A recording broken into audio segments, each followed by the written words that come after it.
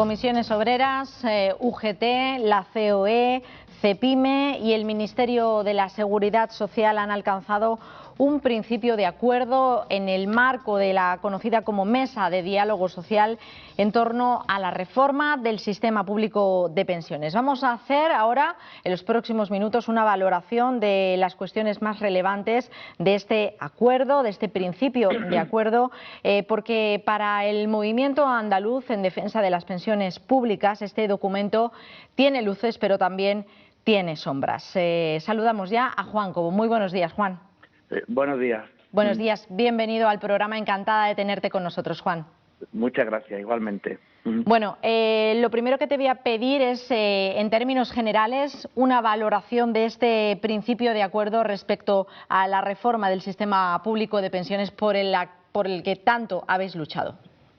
Bueno, en resumen, podríamos decir que este acuerdo deja los aspectos más espinosos para más tarde, y recoge algunas cosas que la lucha pensionista ya había obligado a que en la práctica funcionaran así, como por ejemplo la subida, mejor dicho, el mantenimiento del poder adquisitivo de las pensiones según el IPC y la eliminación del llamado factor de sostenibilidad.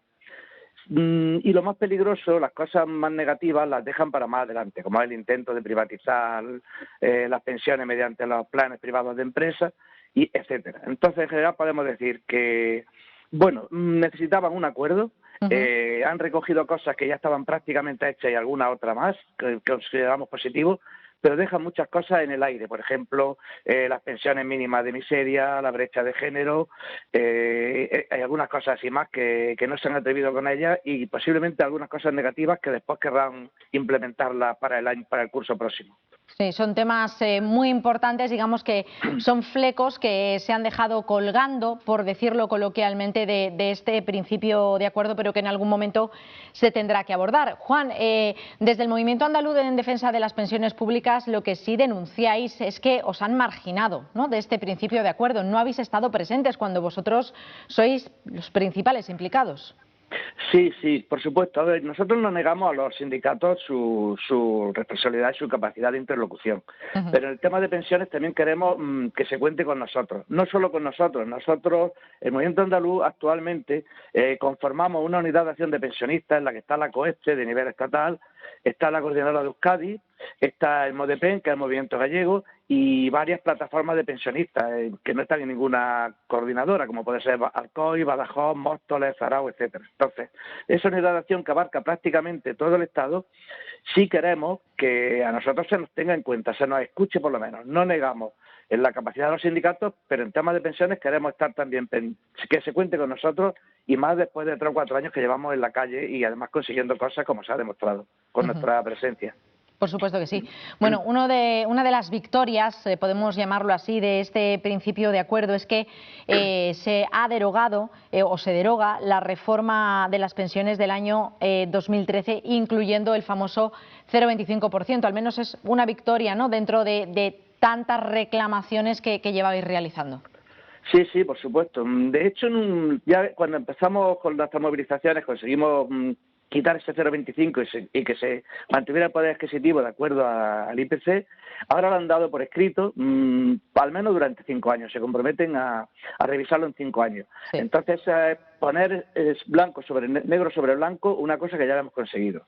Y otra cosa, por supuesto, la derogación del factor de sostenibilidad, que tampoco se atrevieron a ponerlo en marcha, por supuesto.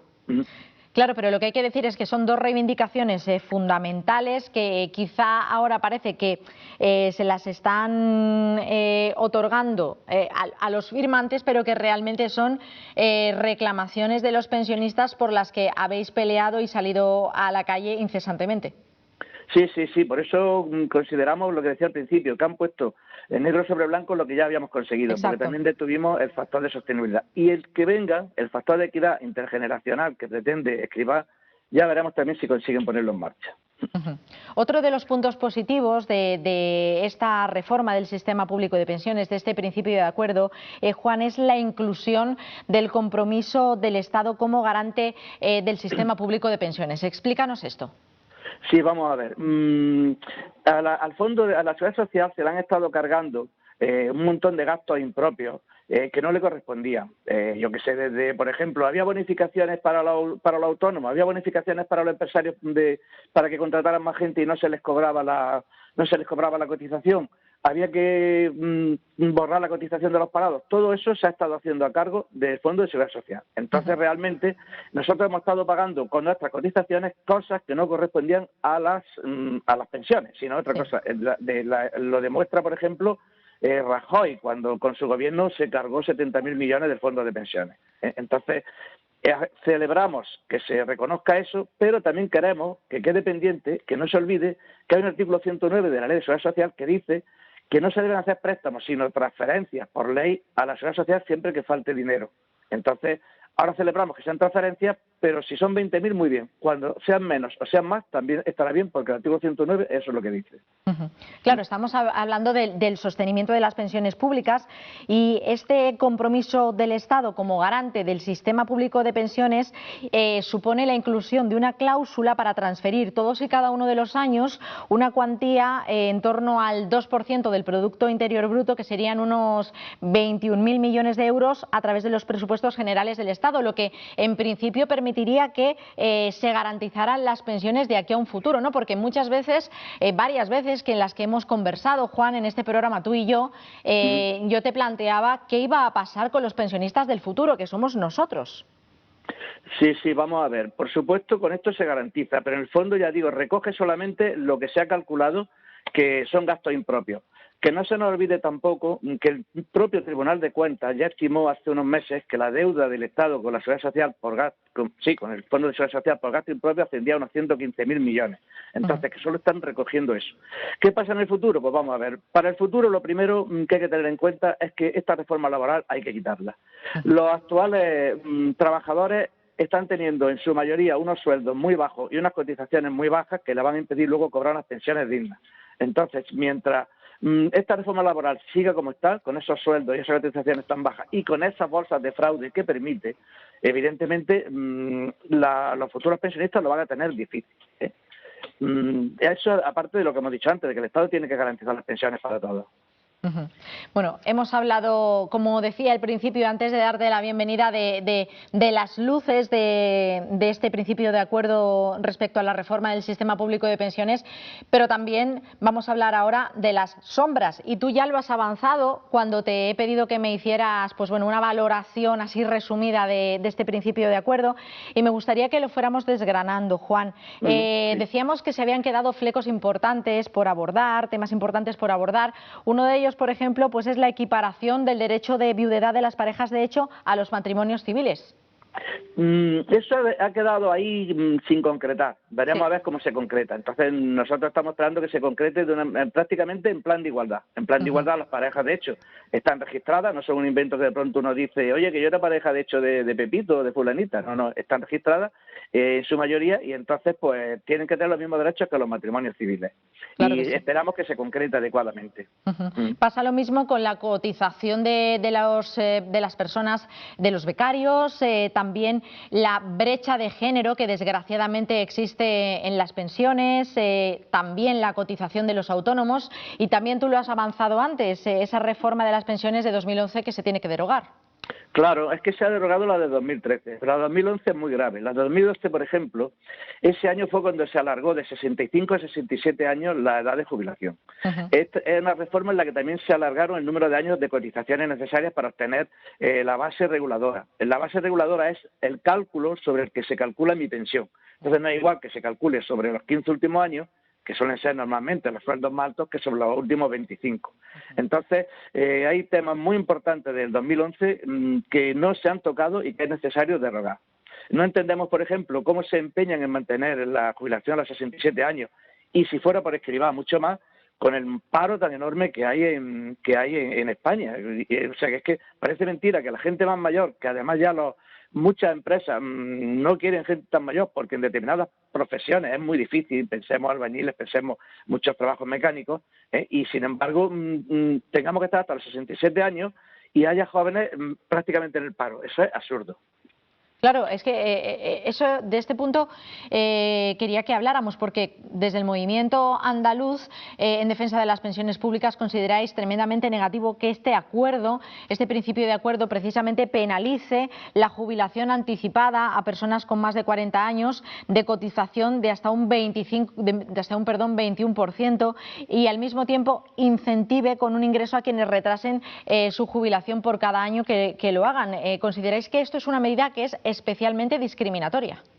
Sí, sí, por lo que he dicho antes. Primero, porque es absurdo intentar que los trabajadores aguanten muchos años. Bueno, si es un catedrático de universidad o alguien que tiene un trabajo intelectual. Claro, Vale, depende del trabajo, Juan. Claro. Pero por eso, por ejemplo, en Francia las jubilaciones, la edad de jubilación son diferentes según la profesión.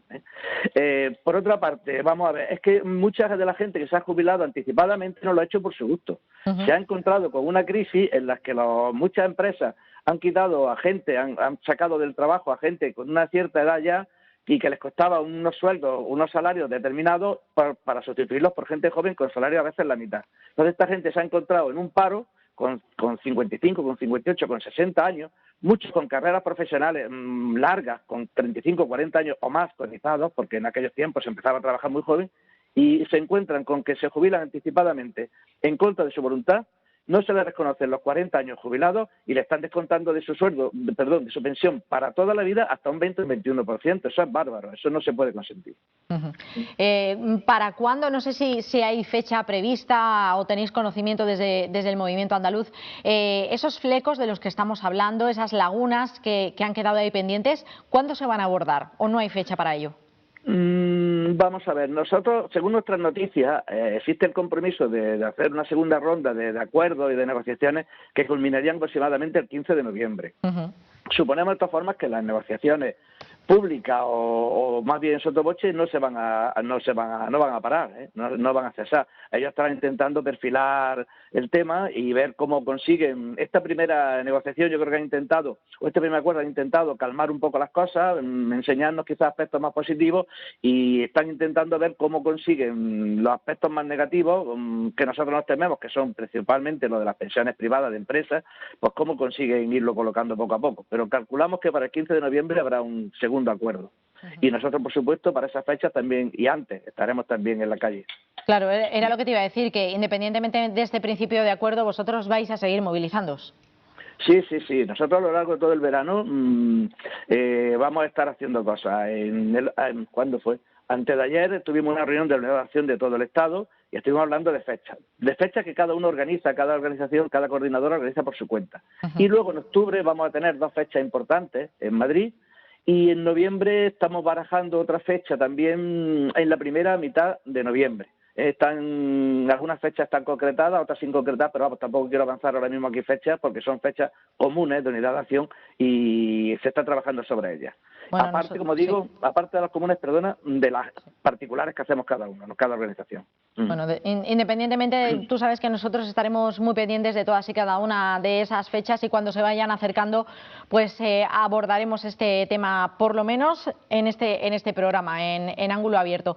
Juan, el pasado mes de junio, en concreto el día 15, se conmemoraba el Día Mundial contra el Maltrato a las Personas Mayores, y precisamente el Movimiento Andaluz en Defensa de las Pensiones Públicas, al que perteneces, denunciaba la situación de injusticia y de maltrato que se ha dado y que se sigue dando a las personas mayores. Y se abordaban en diferentes aspectos. Por un lado, hablábamos de residencias de mayores, por otro lado, la propia sanidad pública y, por último, los bancos.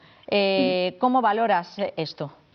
Bueno, pues ya lo avanzábamos un poquito. Nosotros los bancos pensamos que están teniendo un trato muy despreciativo hacia el público en general, pero especialmente eso se agudiza más en las personas mayores, que tienen que esperar muchas veces en la calle, que no tienen las habilidades informáticas para poder resolver muchas cosas desde su casa, y que encima muchas veces a gente que está cobrando pensiones o el paro en forma bajita, que no tiene mucho dinero, sin embargo se les cobran comisiones muy fuertes, sin recordarle a esta gente, a estas personas, que tienen derecho a una cuenta básica. Por ejemplo, luego en las residencias ya sabemos lo que ha ocurrido. Ahora se está empezando en determinadas comunidades autónomas a revisar el tema. En un par de ellas se está trabajando en una nueva remodelación o legislación, pero las residencias que el 80% están en manos privadas ahora mismo, y lo que son es como hace cualquier fondo de inversión, lo que quiere es sacar dinero, el máximo dinero, con un mínimo de gasto. Y por último, no sé, comentábamos también, me ha dicho una tercera atención cosa. sanitaria, sí. Bueno, eso ya lo sabemos todos cómo está. Sí. Ahora mismo está totalmente desbordada. Si se aumentan los gastos de sanidad por la pandemia, muchos de ellos se han derivado a empresas privadas, y se está dejando morir una atención sanitaria pública para que el propio personal, para que los propios ciudadanos pidan la privada porque se encuentran con que no son atendidos en la pública. Necesitan un refuerzo fuerte.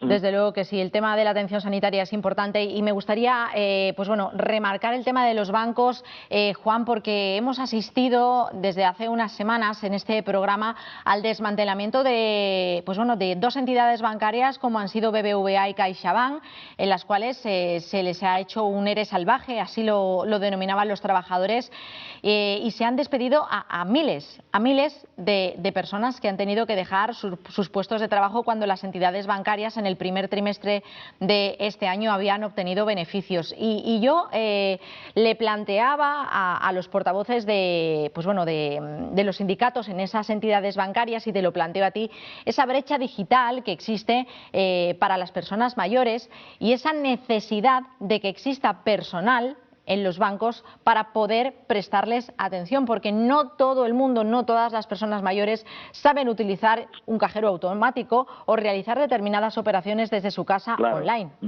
Sí, evidente, pero vamos, que llevamos ya 10 años, desde hace 10 años se han perdido miles de sucursales, y se han perdido entre 15 o 20.000, más todavía, no tengo los datos directos, pero muchísimos trabajadores de la banca. Entonces, evidentemente, la obsesión por reducir costos hace que no se atienda adecuadamente. Y claro, como decimos, las personas con más dificultades suelen ser las personas mayores. Y nosotros, en ese aspecto, reclamamos que haya una atención especial y que incluso haya una persona dentro de cada sucursal especializada un poco en atender a estas personas mayores que suelen tener más dificultades para hacer sus gestiones. Y por supuesto no quiero dejar en el tintero el tema de las comisiones, porque los pensionistas en estos momentos estáis obligados a cobrar vuestra asignación a través del banco, y por lo tanto tenéis que pagar una comisión. Sí. Y además, ya como decimos, hay una cuenta básica que no permite que haya comisión de más de 3 euros al mes, pero muchas veces los bancos no informan. No solo que no informan, sino que estamos teniendo casos de personas que han ido a pedirla y se la han denegado por varias cuestiones. Porque si tenía una cuenta abierta en no sé dónde, que ni sabía que la tenía. En fin, están poniendo todas las dificultades posibles. Los compañeros de Galicia están planteando que estas personas puedan cobrar, por ejemplo, su pensión o el paro a través de los propios ayuntamientos, o incluso a través de correo, de alguna forma, de un organismo estatal que no los obligue a tener el dinero, a tener que pagar comisiones altas para poder cobrar una pensión que muchas veces no es muy alta. Entonces tenemos que buscar una solución a ese tema. Habrá que buscar una solución, y vosotros seguiréis en la calle. Juan Cobo, me alegro muchísimo de por lo menos esas luces que arroja este principio de acuerdo que se ha logrado en esa mesa de diálogo social. Lamento mucho las sombras y espero que se resuelvan en próximas fechas. Ya sabéis que esta es vuestra casa para lo que necesitéis. Muchísimas gracias por estar con nosotros en el programa. Si me permites un minuto, te quería comentar alguna cosa. Mira, quería comentar las últimas declaraciones del ministro Escrivá diciendo que como los baby boomers, es decir, aquellas personas que nacieron cuando hubo un boom de nacimiento, son muchos, porque van a tener que hacer un esfuerzo de solidaridad con los trabajadores actuales. En primer lugar, ya se está siendo solidario porque bueno, pues nos estamos negando, por ejemplo, que se les rebajen las pensiones futuras. Si les rebajan los baby boomers, luego les va a quedar a los otros. Estamos siendo solidarios exigiendo que se deroguen las reformas laborales. Yo creo que pretende ocultar que quien tiene que ser solidario aquí es el capital. Pretende enfrentar a dos sectores de trabajadores, los jubilados con los activos, y olvidando que es el capital el que está sacando más tajada de este negocio porque aumenta la productividad y sin embargo bajan los salarios, y es el que tiene que aportar más. Entonces, ha dejado ahí en la sociedad un enfrentamiento entre dos sectores de trabajadores según la edad, queriendo escamotearnos que es responsabilidad del capital el aportar más dinero para todo el Estado. No me extiendo más porque veo que ya querías terminar. Esta es tu casa y tienes el tiempo que precises para explicar lo que necesites. Juan, muchísimas gracias por estar con nosotros en el programa.